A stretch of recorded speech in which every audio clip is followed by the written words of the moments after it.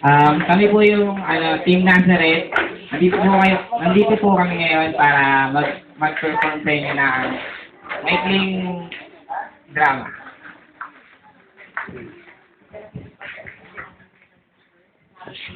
Mikey. Mikey. Mikey. Video.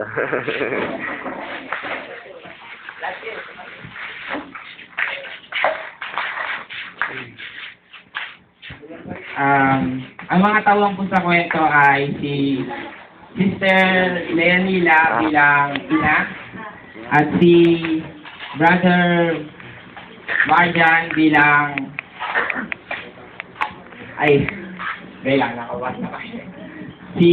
si Brother Marjan, Paul at Jan bilang anak at si Ezra bilang malapit na kaibigan ni Marjan at si Brother Jezrael bilang pastor.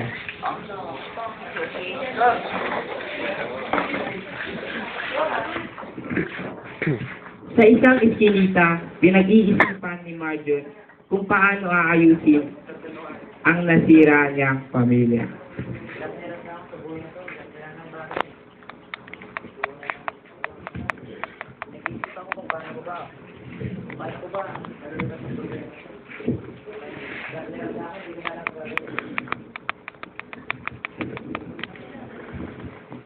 Si Marjan na panganay sa lahat ng magkakapatid na naghahanap ng solusyon kung paano niya masasama ang kanyang pamilya sa paglilingkod sa Panginoon. Sa di inaasahang pangyayari, biglang dumating ang best friend niyang si Ezra na kanyang ka-churchmate.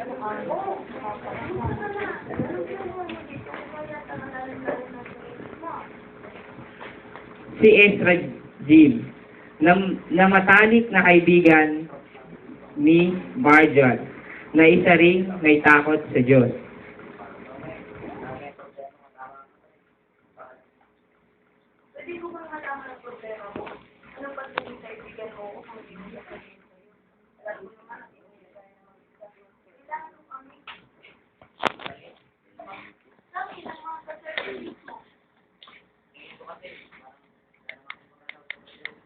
May magagawa kami, magtiwala ka lang.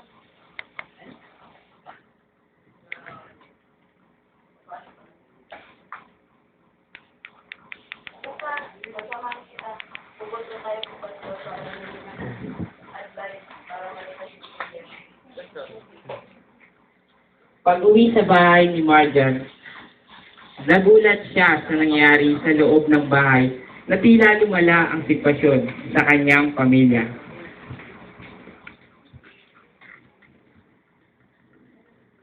Pagpasok niya sa pinto, nakita niya ang kanyang kapatid na tila pagod at napakarumi at hindi pa kumakain.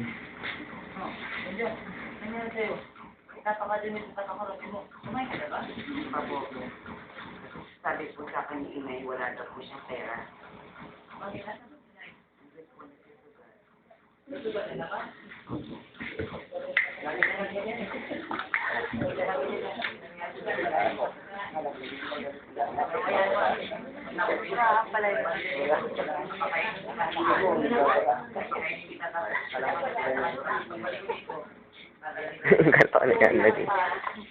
Pumunta si Marjan sa kanyang ina, na tila natalo na sa paglalaro ng tong-it.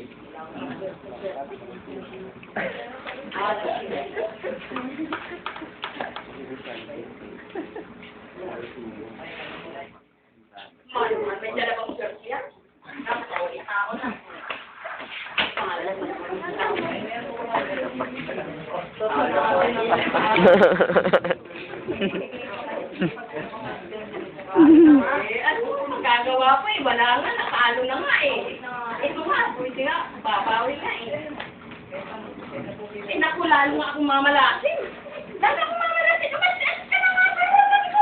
Ay naku, talo na nga eh, wala nga akong magagawa. Ang talo nga eh. Ano ka? Wala, ano na muna, kasi muna. Sige na, dapat kakawi naman. Nakakaharapan ko na. Talo na nga eh. At gumawa ng paraan si Marjan upang pakainin ang kanyang bunsong kapatid.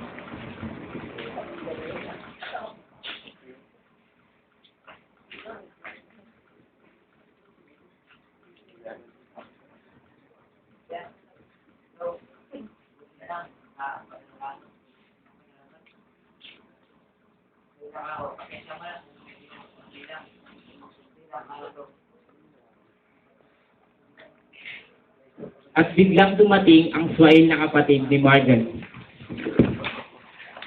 Siya na yun. Pagkain nga. Ano ba yan? Wala na namang pagkain. Pampirang buhay ito. Buti pa yung kapatid ko kumakain. Paano naman ako? Ba't pinahalagahan mo yan? Ako nagugutom din ako.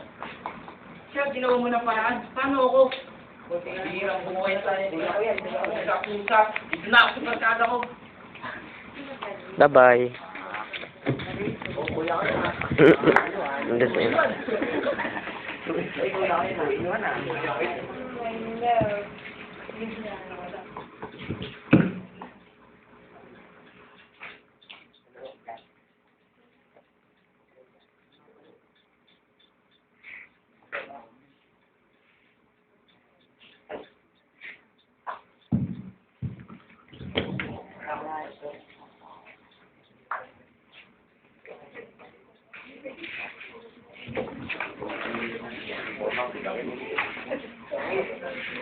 Tong naman.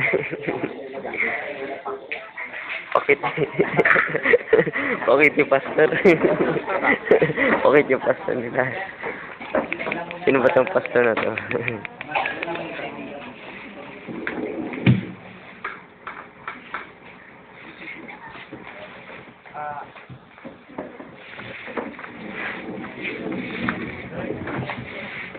Ano ba ito kanina nangyari sa kwento?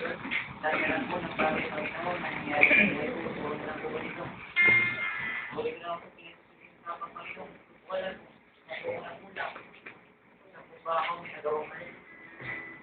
Kukuha ng Panginoon. Bakit ko na sa buhay ko? Bakit ko na sa papa? Bakit ko?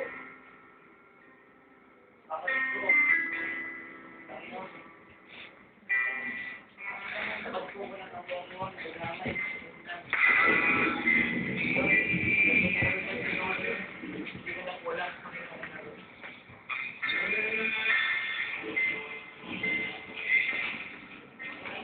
Kinabukasan, nagkita si Marjan at ang kaibigan niyang si Ezra.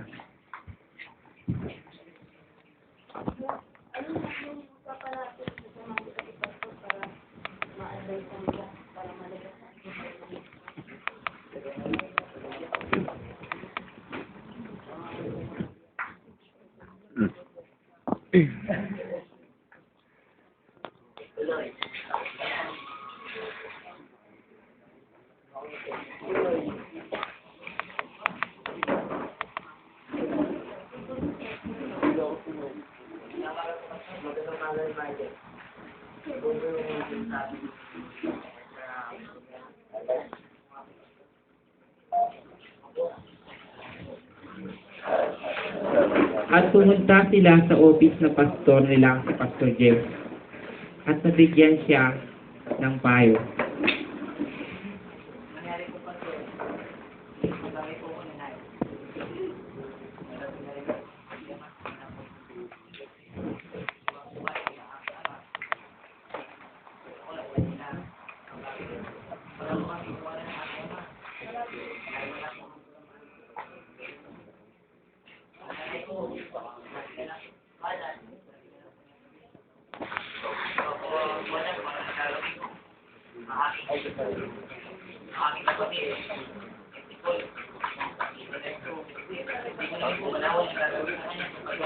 Lagi nila po,